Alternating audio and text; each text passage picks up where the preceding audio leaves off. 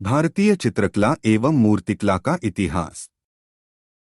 लेखिका डॉक्टर रीता प्रताप वैश्य, पूर्व आचार्य चित्रकला विभाग, राजस्थान विश्वविद्यालय जयपुर।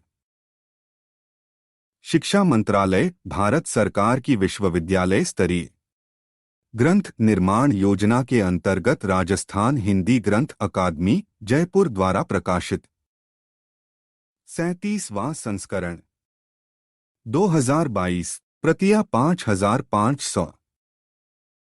भारतीय चित्रकला एवं मूर्तिकला का इतिहास।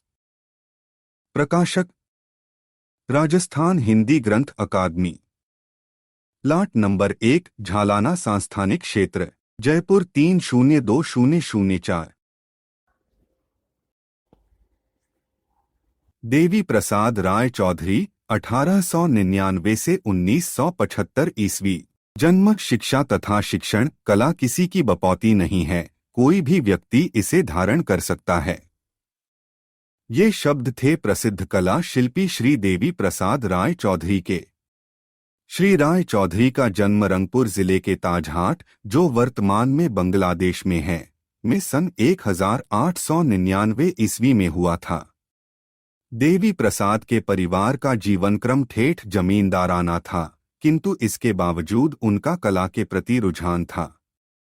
चित्रकला एवं मूर्तिकला में उनकी रुचि बाल्यकाल से ही पनपने लगी थी। अतः उनके पिता उन्हें प्रख्यात कलाशास्त्री श्री अवनींद्रनाथ ठाकुर के पास ले गए। कला गुरु अवनींद्रनाथ की शिक्षण पद्धति अलग प्रकार की थी। वे अपने शिष्यों को चित्रण करने की पूर्ण स्वतंत्रता देते थे कि वे किसी भी प्रकार का और किसी भी विषय का चित्र बनाएं। सच्ची लगन से चित्रकारी करने पर देवी प्रसाद ने अपने कला गुरु के मन में शीघ्र ही स्थान बना लिया और वे उनके प्रतिभाशाली शिष्यों में गिने जाने लगे। समुचित कला शिक्षा ग्रहण करने के बाद देवी प्रसाद राय चौधरी को अवनींद्रनाथ की सहमति से Indian society of oriental art में शिक्षक के रूप में रख लिया गया। यहाँ उनका संपर्क इतालवी शिल्पी बायस से हुआ। वे चित्रकार भी बायस थे, अतः आपने बायस की पाश्चात्य पद्धति में तैल रंगों से चित्र बनाना सीखा और कुछ ही दिनों में तैल चित्रण में सिद्धहस्त हो गए। दुर्गा पूजा यात्रा तैल रंग का उत्कृष्ट चित्र है। इसके पश्चात चेन्नई के सर सी.पी. रामास्वामी अय्यर, जे.एस. कर्जिस, डॉक्टर सुब्बाराव तथा जगदीश चंद बसु की सिफारिश से राय चौधरी को डबलिन कॉलेज ऑफ आर्ट में अध्यक्ष पद पर आसीन कर दिया। यहां आपने 28 वर्षों तक शिक्षण कार्य ही नहीं किया, अपितु कॉलेज की उन्नति के सूत्रधार भी रहे। वे राष्ट्रीय ललित कला अकादमी के फेलो एवं अध्यक्ष भी रहे। शिल्प एवं चित्रण में रुझान। चित्रकला के साथ साथ देवी प्रसाद मूर्तिकला में भी विशेष रुचि दर्शाने लगे और दोनों विधाओं में पृथक ढंग से अपनी विशृंखल भावनाओं को ढालते रहे। एक ओर वे वॉश पद्धति में रंगों तथा रेखाओं को उकेरते, तो दूसरी ओर माटी व कांसे की मूर्तियां गढ़ते। निरंतर अभ्यास से आपने दोनों कलाओं में महारत हासिल कर ली। कहा जाता है कि देवी प्रसाद राय चौधरी एवं अवनींद्रनाथ के चित्रों में इतनी समानता थी कि अंतर कर पाना कठिन हो जाता था। आपकी अधिकांश प्रतिमाओं में विषम परिस्थितियों का द्वंद्व संघर्ष निरूपित हुआ है। राय चौधरी ने श्रमिक और उनके जीवन की कितनी ही समस्याओं को छुआ है। निम्न वर्ग के संघर्षपूर्ण जीवन और दीनहीन मजदूर उनकी कला की प्रेरणा रहे हैं। उनकी सुप्रसिद्ध कांस्य प्रतिमा श्रम की विजय में संघर्ष और कशमकश की अलग अलग लीकें पहचानी जा सकती हैं।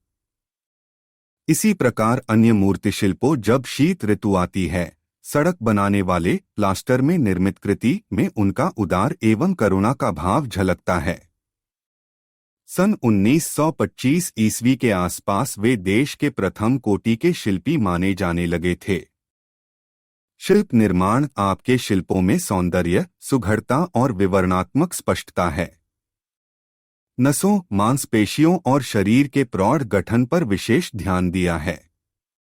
स्नान करती हुई नारी एक आदर्श निर्माण का उदाहरण है। इस प्रकार चौधरी मिट्टी में प्राणों को थिरकता हुआ देखना चाहते थे। आपके मूर्ति शिल्पों पर पाश्चात्य कलाकार रोदा और बोरदेले का प्रभाव पड़ा। आपने स्त्री आकृतियों के चित्रण में सौंदर्य एवं हाव भाव का बड़ा ही स्वाभाविक चित्रांकन किया है। इनमें भूटिया औरत, तिब्बत की बालिका, नेपाली लड़की, लेप्चा कुमारी प्रमुख हैं। स्नेह स्निग्ध पूर्वोक्त चित्रों में यौवन का उन्माद, उज्ज्वल आभा, एक कलाकार का सुनहला स्वप्न, नई नई कल्पनाओं की उमंग और वासना का उद्दाम वेग उमड़ पड़ता है।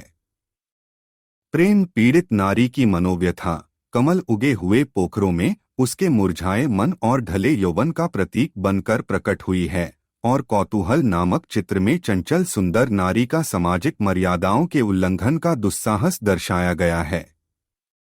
आपके द्वारा बनाए व्यक्तिचित्रों में Rabindranath Thakur, OC Ganguly, Percy Brown, Mrs Blakewell आदि हैं। मुसाफिर खतरनाक रास्तों नामक चित्रों में आपने एक राहगीर जिसकी दाढ़ी है व दूसरे चित्र में मानव का संघर्ष व घोर श्रम को प्रदर्शित किया है। तूफान के बाद आरती, स्नान का घाट आदि चित्र भी आपकी विभिन्न रुचियों के द्योतक हैं। नवीन तकनीकों में कार्य, राय चौधरी ने सदा नवीन तकनीकों में कार्य करने की चाह रखी। वे कभी कभी बनाए चित्र या प्रतिमाओं जो पूर्ण होने को होती थी, उन्हें संदेहवश कि कहीं ये दूसरे कलाकारों की जैसी या उनकी अनुकृति न हो, निर्दयतापूर्वक नष्ट कर देते थे या चित्रण मिटा डालते थे। इस प्रकार आपने अपनी तरुण अवस्था में बुजुर्ग कलाकारों की तकनीक को अपनाया, किंतु बाद में पाश्चात्य कलाचारियों की विशेषताओं का अध्ययन कर अपनी एक निजी शैली का प्रवर्तन किया, जिसमें प्राचीन भारतीय क्लासिकल परंपराएं और पश्चिम के प्रकृतवाद का सम्मिश्रित रूप था। विभिन्न माध्यमों में अभिव्यक्ति। इस प्रकार राय चौधरी की सृजन सामर्थ्य एकाधिक माध्यमों से प्रस्फुटित हुई है। मूर्तिकला और चित्रकला में पूरी दखल के साथ पोर्ट्रेट पेंटिंग, जलरंग, पैनल पेंटिंग, वॉश पेंटिंग और जापानी तरीके के सिल्क आदि पर चित्रांकन के भी आपने सफल प्रयोग किए हैं। आप दृश्य चित्रों के भी दक्ष चित्रकार रहे हैं। खासकर पर्वत शिखरों पर कुहरे से समाच्छन्न प्रातः काल का चित्रांकन करने में आपकी पकड़ अच्छी है। दृश्य चित्रों को देखकर रेम्बा और टिशियन की सी लावण्य और सौंदर्य पकड़ नजर आती है। फ्रीलांसर के रूप में आपने अनेक चित्रों व मूर्तिशिल्प का विक्रय किया। पुरस्कार। आपको अनेक प्रदर्शनियों में पुरस्कारों से नवाजा गया।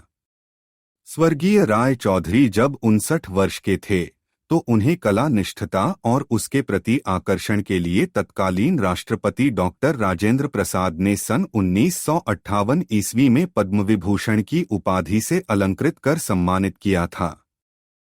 मृत्यु। आप बहुमुखी प्रतिभा के धनी थे। आपके चित्र, शिल्प, साहित्य, संगीत, वंशी वादक आदि कलाओं का मेल था। इसके अतिरिक्त प्रख्यात शिकारी एवं पहलवान भी थे। 15 अक्टूबर सन 1975 ईस्वी को कोलकाता में राय चौधरी का निधन हो गया।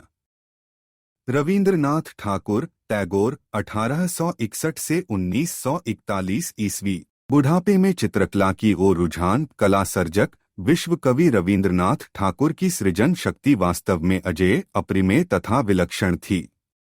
चित्रकला के क्षेत्र में मात्र रंग व रेखाएं ही कोई संदेश नहीं देती, अपितु उनमें ध्वनि लग होती है, जिनका उद्देश्य कलाकार की कल्पना व संवेदना का समग्र विकास करना होता है। ये शब्द हैं विचारवेसा। साहित्यकार व चित्रकार रवींद्रनाथ ठाकुर के हैं। रवींद्रनाथ ठाकुर की शाश्वत पिपासा अमिट रेखाओं के लिए कुछ करना चाहती थी। रवींद्रनाथ ठाकुर ने कहा था, अब तक मैं अपनी भावनाओं को साहित्य व संगीत में व्यक्त कर रहा हूँ, पर मेरी आत्माभिव्यक्ति के तरीके अपूर्ण रहे। आत्मभाव प्रकटीकरण के लिए चित्रित रेखाओं का सहारा ले रहा हूँ। अपनी शाश्वत पिपासा की व्याख्या में उन्होंने कहा, शरीर के प्यास के अलावा एक और भी प्यास मनुष्य को लगती है। इस महाकवि ने अपनी सतरंगी तूलिका के वैभव से अनेक चित्र बनाए। जन्म एवं कला यात्रा। रवींद्रनाथ ठाकुर का जन्म जोरासांको, कोलकाता में सन 1861 ईस्वी में हुआ था।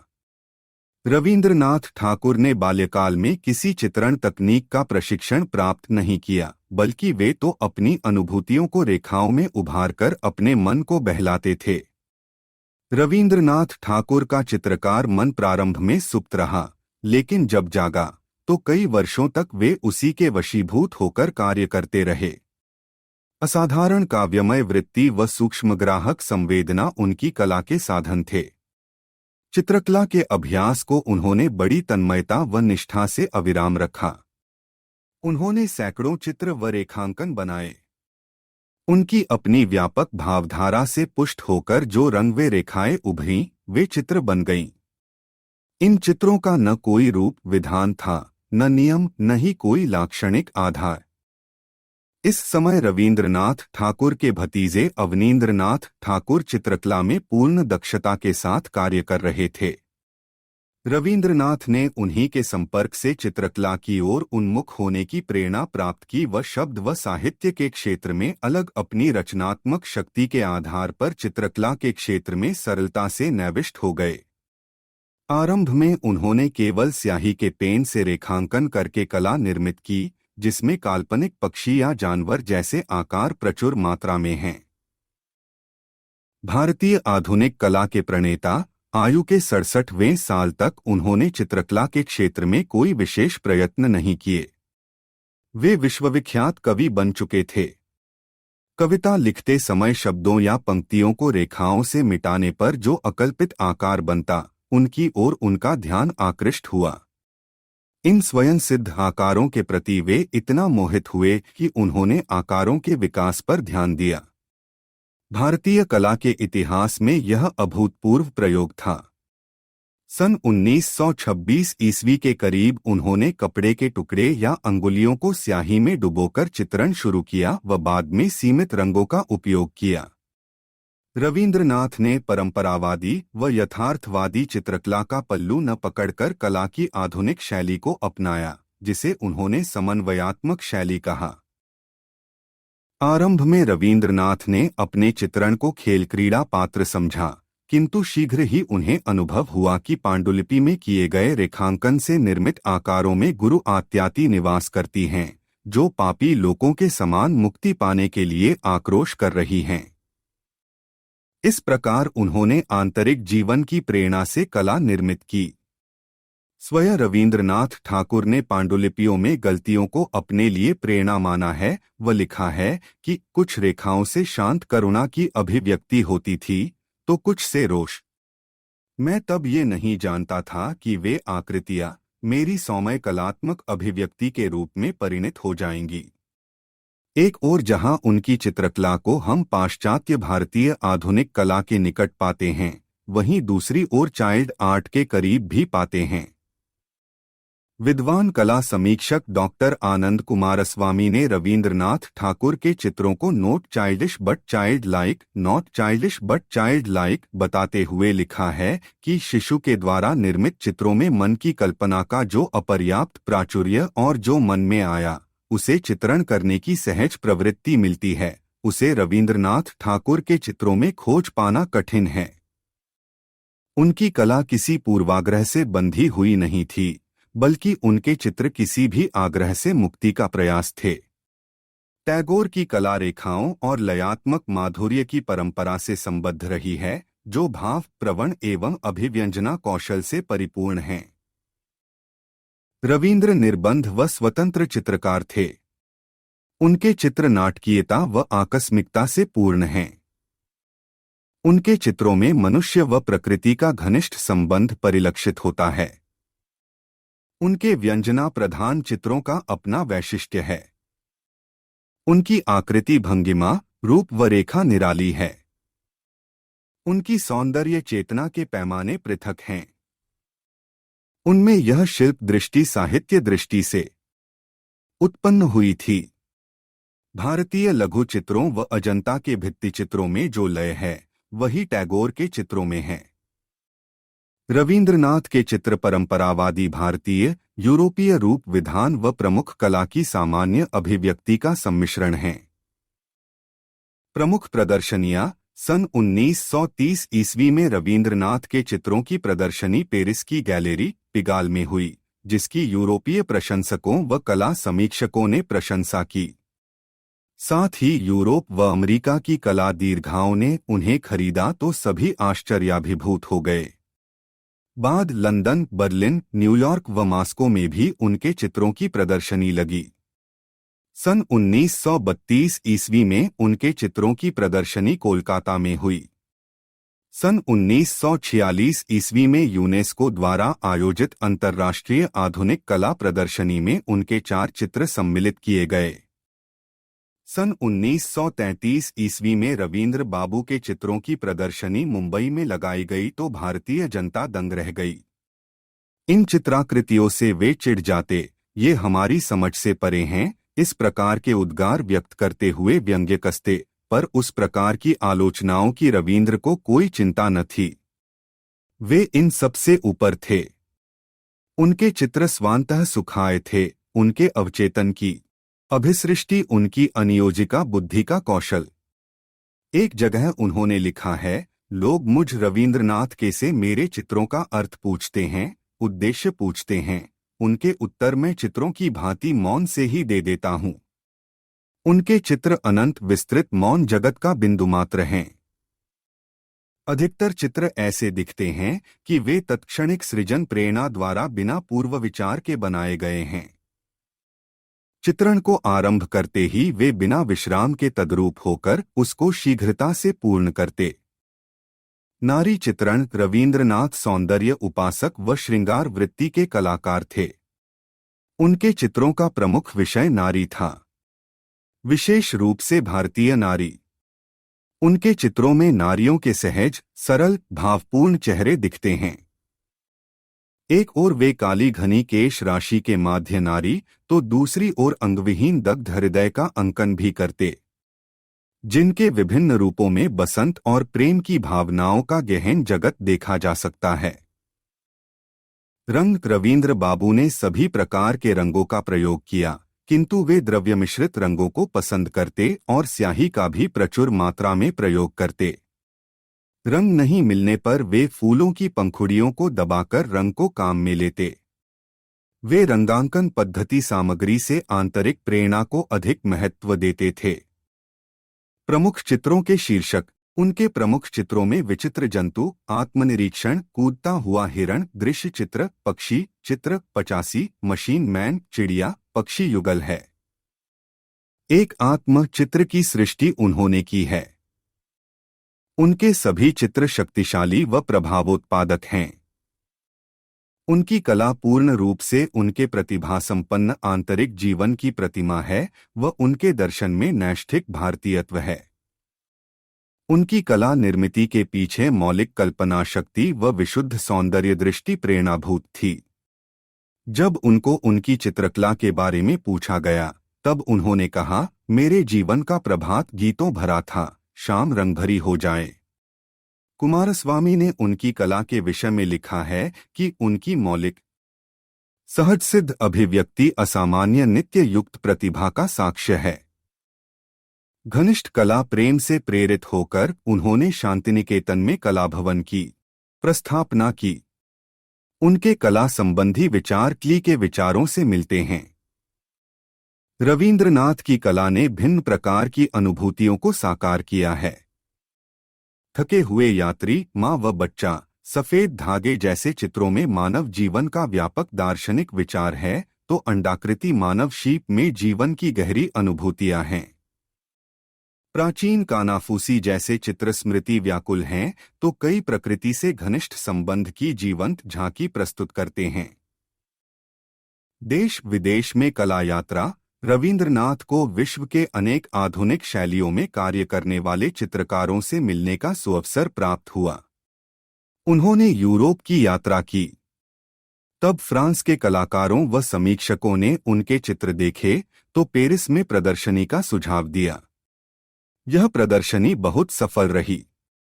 रवींद्रनाथ जापानी व चीनी चित्रण पद्धतियों के अध्ययन के लिए जापान में 3 महीनों तक रहे। रविंद्रनाथ ठाकुर को आधुनिक भारत का प्रथम रचनात्मक चित्रकार माना गया है। रविंद्रनाथ एक समर्थ साहित्यकार, संगीतकार व कुशल चित्रकार भी थे। रविंद्र ने भारत में चित्रकला के क्षेत्र में क्रांति का सूत्रपात किया। केवल भारत में ही नहीं, अपितु संपूर्ण विश्व में उनकी नोबेल पुरस्कार प्राप्त साहित्यिक कृति गीतांजलि की अनुगूंज आज भी सुनाई दे रही है। उनका सृजन, साहित्य, संगीत व कला हमारे लिए अमूल्य सौगात हैं। यामिनी राय 1887 से 1972 ईस्वी। समकालीन कला को आधुनिक परिवेश में भारतीय बनाए रखने का श्रेय यामिनी राय को है, जिन्होंने लोक कला को अपना मूल आधार बनाकर उसमें आधुनिकता की सांस फूंक दी। प्रारंभ में आपने पोर्ट्रेट पेंटिंग से कला साधना की शुरुआत की, किंतु बाद में बंगाल की ग्रामीण लोक कला की ओर उनका ध्यान आकृष्ट हुआ। यामिनी राय ने पश्चिमी शैली के अनुकरण पर बढ़ रही भारतीय कला को नया मोड़ दिया व माटी की गंध को अनुभव कर विशुद्ध बंगाल के लोक कला रूपों को अपने चित्रों का विषय बनाया। उन्होंने कला में पश्चिमी प्रणालियों का अंधानुकरण न कर मौलिक कला तत्वों में भारतीय संस्कृति का समावेश किया और एक लोकोन्मुख कला शैली का विकास किया, जिसकी पहचान व ख्याति भारत में ही नहीं बल्कि कालांतर में सारे विश्व में फैली और स्थापित हुई। जन्म एवं कला शिक्षा। यामिनी राय का जन्म 10 अप्रैल सन 1887 ईस्वी को पश्चिम बंगाल के बांकुरा क्षेत्र के बेलियातोड़ गांव में हुआ था। इनके पिता रामरतन राय एक उच्च जमींदार एवं शिल्पप्रेमी थे। पिता से दाय में मिले शिल्प प्रेम ने यामिनी को बचपन में ही आकृष्ट किया और इनका रुझान भी कला के प्रति दिन पर दिन बढ़ने लगा। कला के प्रति रुझान को देखकर इनके पिता ने इन्हें स्कूल ऑफ आर्ट्स में प्रवेश दिलवाया, जहां इस तरुण कलाकार ने कोलकाता के अंग्रेजी शिक्षा पद्धति से कला शिक्षा ग्रहण करनी प्रारंभ की, लेकिन इनके हृदय पटल पर ग्रामीण परिवेश व रंगों की छाप होने के कारण इनका मन पश्चिमी कला पद्धति में नहीं रम पाया और डिप्लोमा प्राप्त किए बिना ये विद्यालय को छोड़ आए। स्वतंत्र लोक चित्रण के प्रति लगाव। यामिनी बाबू कला के क्षेत्र में यही काम करना चाहते थे, जिसमें सृजनात्मक सुख की प्राप्ति हो व माध्यम की स्वतंत्रता मिले। प्रारंभ में आपने पोर्ट्रेट पेंटिंग की दुकान खोल ली, लेकिन नकल उतारने की प्रवृत्ति से उन्हें लगाव नहीं था, इसीलिए इन्होंने परंपरावादी कला को सीखा तथा इसे ही अपनी आजीविका का सहारा बनाया। दृश्य चित्रण में भी इनकी रुचि रही और ये पश्चिमी कलाकार वान गो व माने से प्रभावित रहे। इन्होंने कला में अनेक प्रयोग किए। भगवान बुद्ध को चीनियों के ढंग से बनाया, कहीं सरसराती हुई सादी रेखाएं, अतिशय प्रभावपूर्ण रेखाएं, चमचमाते रंग उनकी शैली की विशेषताएं हैं। वे मानवता की सिहरन, स्पंदन व कंपन आविर्भूत हुई सी ज्ञात होती हैं। जैसे बालक का मन चंचल होता है, वह खिलौना देखकर नहीं अघाता, ठीक वैसे ही बालपन व भोलापन यामिनी राय में है। उन्होंने स्वयं कहा है, जैसे बच्चा हो उसे सब कोई गोदी में लेते हैं, ऐसी ही मेरी कला है। जब आदमी मार्ग भूल जाता है, चारों तरफ अंधियारा होता है, तब बालक से मदद मिलती है। सबसे भीतर जो आत्मा है वह बालक है। रंग। लोक कला के लगाव के कारण ही उनके चित्रों में लाल, पीले, नीले, काले व भूरे रंग भड़कीले व चटक रूप में उपस्थित हुए। लोक जीवन व लोक कला से प्रेरणा। कला को पश्चिमी चित्र संसार का लुभावना रूप भी इन्हें शिक्षण संस्था में रोक नहीं पाया था। उसे त्याग कर यह अपने अंतर्मन की खोज को संतुष्ट करने के लिए उपेक्षित लोक कलाओं व बाजारू कही जाने वाली कला की शरण में गए तथा लोक जीवन का व्यापक अध्ययन किया। इसी समय ये कालीघाट के पटुआ कलाकारों के संपर्क में आए व इनकी कला से बेहद प्रभावित हुए।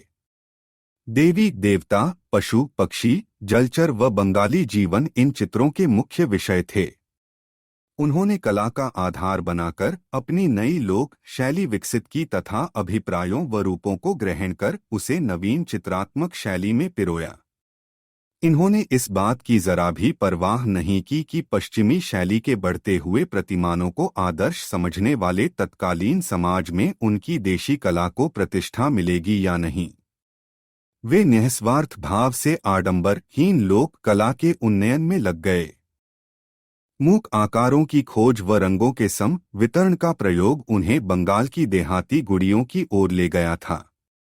इन्होंने सरलीकृत रूपों में अपना रुझान बढ़ाया, पृष्ठभूमि पर काजल की रेखाओं से काम लिया व कुशल कलाभिरुचि के सहारे वस्तु के उभार का अंकन किया। उभार का यह चित्रण तलों के उपयोग में नहीं वरन प्रवाहमान रेखा के चाक्षुष प्रयोग के सहारे किया। पौराणिक गाथाओं व धार्मिक चित्रों में उन्होंने निष्कपट व शुद्ध हृदय भावना की कलात्मक झांकी प्रस्तुत की है। यामिनी राय के चित्र आदर्श चिंतन एवं लोक जीवन की अनुभूति से सराबोर हैं।